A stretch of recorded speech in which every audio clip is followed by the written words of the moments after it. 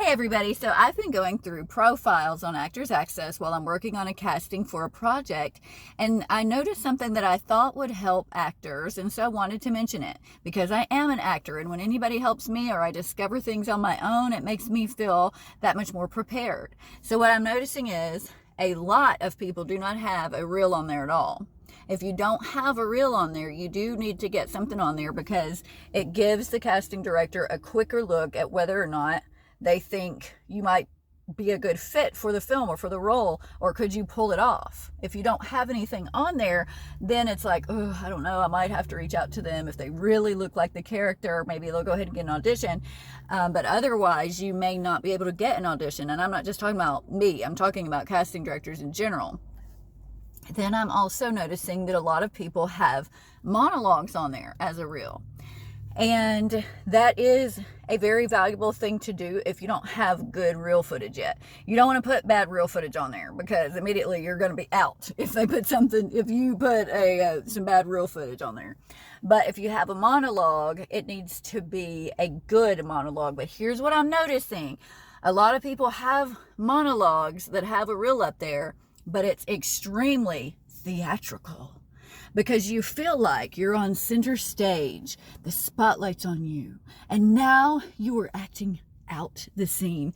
There was this time when I walked into a cafe and I looked across the room and our eyes met. Theatrical. But by theatrical, I mean very theater oriented. That does not remotely help with film. Theater skills, sure, but a monologue that seems like it's you acting on the stage because it's just you doesn't help. Because when people are creating a film, unless it's an over-the-top comedy or some over-the-top character or something, generally they're looking for you to be able to be a realistic, believable person. So you need to be pretending that you're in a dialogue or that you're really telling somebody about.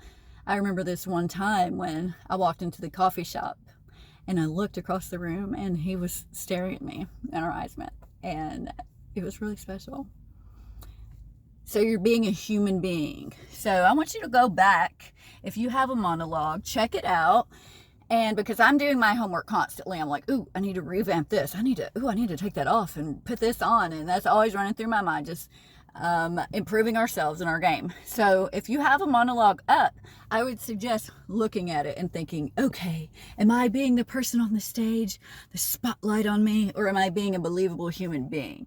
And if you can get it into the mindset that you're still talking to someone, you're still in a real life circumstance, imagine the real life circumstance around you and the person that your character might be talking to and why and what led to the conversation and how are they reacting to what you're saying, and what are you anticipating they're going to say, and why are you telling them this? Put some thought into it, and if you have to do it over and over again, do it over and over again before you post it up.